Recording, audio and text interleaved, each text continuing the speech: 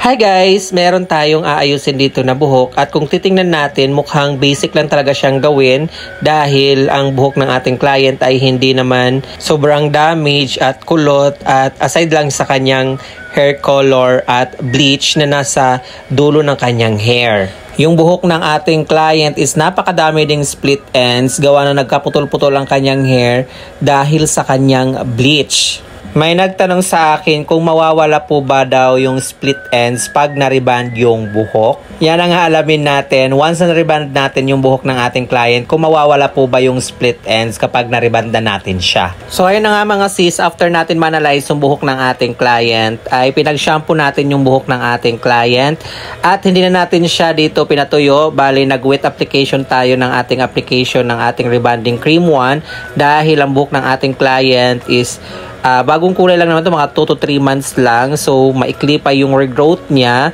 So, ang ginawa ko ay nag-wet application ako para hindi ma-damage or mag-dry yung hair niya sa rebanding cream number 1 dahil sa kulay ng kanyang hair. At yung application ko naman ay halos kalahati lang ng kanyang hair yung in-applyan ko dahil may previous bleach yung hair niya. So, hindi ko muna pinagsabay kasi mas mabilis siyang mag-react. At previously rebanded din yung client natin. And after ko nga pala mag-apply dyan, binabad ko lang siya in certain time.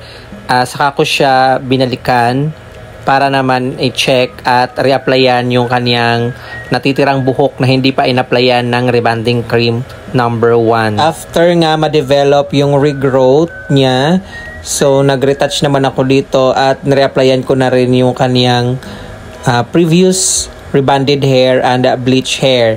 So, ang gamot na nandun sa kanyang regrowth mga sis, yun na lang in-apply ko dito sa kaniyang rebanded or bleach hair. Bali, ni-sprayhan ko muna ng spray water yung rebanded hair and bleach hair. Then, saka ko sinusuklay yung gamot na nandun sa regrowth pababa. Bali, yan na yung ating pinaka medisina or nai-apply dyan sa kanyang previous bleach and rebanded hair. No need na tayo mag-apply ng panibagong medisina dyan sa kanyang previous rebanded hair or bleach hair kasi nga yan ay treated hair na. So, suklayin na lang natin yung gamot na nandun sa may pinaka-regrowth dahil na-expose na siya. So, ibig sabihin, hindi na siya masyadong matapang. So, yan na lang ang ating i-apply pababa. Pero kung kinakailangan natin mag-reapply ng panibagong medisina, mag-reapply pa din po tayo mga sis. At bago tayo mag-proceed sa video ito mga sis, disclaimer lang, hindi ko pwede encourage ang ating mga viewers kung hindi naman po kayo hairstylist, wag na wag po kayong mag-DIY or wag nyo pong susubukan sa inyong mga buhok dahil napakadelikado po ang procedure na ito, maaaring masira ang inyong mga hair. So ayun na nga mga sis, after ko dyan mag-reapplication, binabad ko lang siya ng 5 minutes. After that, pinabanlawan ko na at hindi ko na binabad ng matagal dahil lutong-luto na yung kanyang hair. So ito na, nabanlawan na natin yung buhok ng ating kliyente. Bali, pinapatuyo na natin yung kanyang hair. Papatuyuin ito natin ng 100% dry dahil paplansyahin natin ito pagkatapos. So ayun na mga sis, almost done na tayo sa pagpapatuyo at kita natin dito yung split ends na nandyan sa kanyang hair lalo. So, napakadami talagang namumulaklak na yung kanyang dulo ng kanyang buhok. So, tingnan natin later kung mawawala po ba yung split ends niya once na natapos na natin yung rebanding session sa kanyang hair. At pagkatapos nga natin dito mapatuyo yung buhok ng ating client, ay nag-proceed na tayo mismo sa pamamalansya ng kanyang buhok. At ang ginamit ko na heat temperature dito is 380 degree Fahrenheit mga sis. At yung iron na gamit ko is NNN Pro Hair Titanium from Valutano, Philippines po yan na hair iron. So, baihan lang tayo dito magplansya mga sis. Huwag yung masyadong parang nagmamadali. Kinakailangan pulido yung ating pagpaplansya.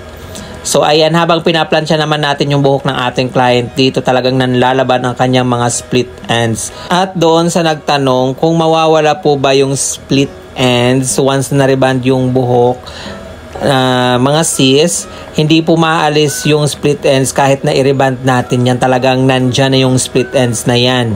Though magpa-flatten naman yung buhok ng ating client kahit yung split ends niya, pero magiging visible pa rin yung split ends niya. Kahit na mag-flatten yung split ends ng ating client, mga ilang washes or ilang weeks na napapaliguan yung buhok ng ating client, talagang aalsa yan or bubuhaghag yung dulo dahil sa kanya mga split ends. So paano nga ba natin maaalis yung split ends na yan? Kundi ang gupitan natin after natin siyang i-reband, or pwede rin natin siyang gupitan muna bago natin siyang i-reband.